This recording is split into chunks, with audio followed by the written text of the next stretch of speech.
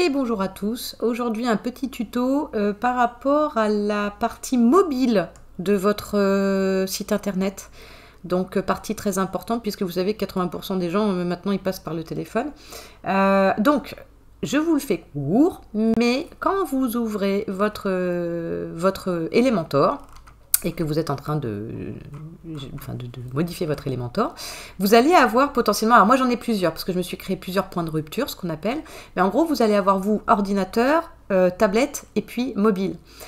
Alors n'ayez pas peur, hein, ça peut impressionner, mais en gros l'idée ça va être d'aller voir ce que donne votre site sur le téléphone. Donc déjà, vous voyez, par exemple, moi, comme j'ai refait plusieurs fois l'entête en formation, tout ça, eh ben, je ne l'ai pas optimisé encore pour le mobile, donc ça va être une chose à faire. Donc là, c'est pareil, si vous passez par exemple par Elementskit, ce qu'on a installé pour faire l'entête, eh bien, il vous faudra aller dans Elementskit, Header Footer, vous ouvrirez votre header avec Elementor, et vous allez modifier votre entête. Mais du coup, en dehors de l'entête, il y a aussi toute la partie, vous voyez alors à quel point c'est pas joli, hein, parce que moi en plus il est figé, donc il va falloir que je le modifie. Je vais peut-être faire une vidéo, pourquoi pas, le faire en live avec vous. Bah tiens, je le ferai peut-être après en fin de vidéo, et puis comme ça vous accélérerez si vous voulez, ou n'importe, mais comme ça je vous montrerai comment je fais, on va voir. Mais bref, donc sur la page d'accueil, eh bien il vous faudra regarder, par exemple si le titre vous apparaît trop grand, eh bien il faudra diminuer dans style sa taille, mais vous verrez que quand vous diminuez la taille, vous aurez le petit icône qui vous dit, bah, par exemple, en mobile, c'est bien à 31 pixels, sur tablette, c'est à 64 apparemment, et puis sur ordinateur, je pense que ça doit être pareil, voilà, sur 64. Donc vous voyez, en fait, en gros, vous allez pouvoir varier en fonction du support la taille de vos éléments. Donc c'est-à-dire que vous pouvez modifier l'un sans que ça touche l'autre.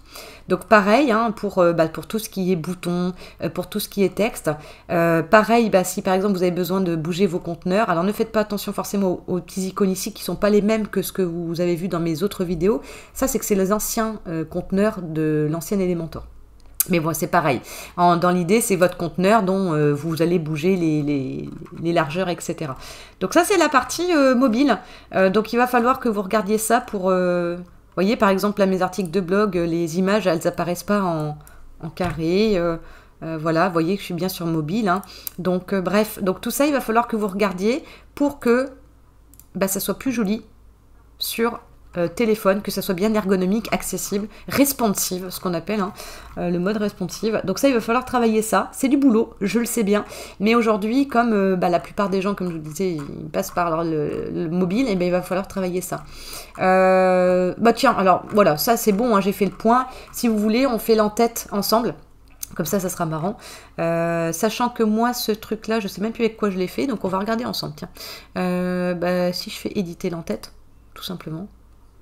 Hop, j'enregistre même pas ce que j'ai fait, parce que de toute façon, j'ai pas fait grand-chose. Voilà, alors par exemple, là, je suis dans l'entête. Mon entête, bon, ça, à la rigueur, ça peut peut-être se centrer. Je vais peut-être diminuer la taille du texte un petit peu. Voilà, je vais mettre en 12. Le conteneur, là, j'aurais préféré que tout soit centré, mais c'est pas ça qui lui va. Hop, centré, il veut toujours pas me le centrer celui-ci, c'est peut-être parce que c'est une question de largeur, oui voilà, c'était une question de largeur d'encart. Donc là je vais mettre personnalisé, mais en pourcentage je vais mettre 100%. Voilà, ça peut rester comme ça à la rigueur. Bon, par contre voilà, c'est là où c'est pas du tout joli là, c'est pas du tout joli. Donc là ce qu'on va peut-être faire, alors c'est lui qui me prend, voilà, il me prenait de la place beaucoup trop celui-là. Ça c'est pareil, je peux peut-être diminuer, mais je vais agrandir un peu là quand même. Voilà, déjà c'est mieux. Ça du coup là c'est plus une question de couleur. Style. Alors lui c'est ce qu'on appelle le petit truc là ici, c'est ce qu'on appelle le bouton de bascule. Voilà, ça sera peut-être plus lisible. Je ne prends pas bien mes codes couleurs, hein. Vous avez compris qu'il faudra le faire vous avec votre charte. Mais vous voyez, ça sera peut-être plus sympa d'avoir quelque chose comme ça. Voilà, c'est tout. Hein. Bon, vous voyez que c'est pas énorme à faire, mais voilà, il faut y penser. Tablette, là, ça marche plutôt bien. Mis à part que ça, je vais peut-être le mettre plutôt, s'il veut bien. Non, c'est pas ici. C'est pas ici. Pardon, c'est là. permuter l'alignement à droite. Voilà, c'est peut-être plus logique que ça soit à droite sur tablette, par exemple. Ça, j'aime bien comment c'est disposé, donc ça me va comme ça. Mais voyez, donc il faudra bien penser, voilà, à retravailler, hop, tous vos éléments. Que ce soit les conteneurs, les largeurs. Voilà, c'est pas mal ça. Bon, bah, je vais publier. Vous voyez, on aura fait le petit exemple ensemble. Voilà, donc surtout pensez bien à la version mobile.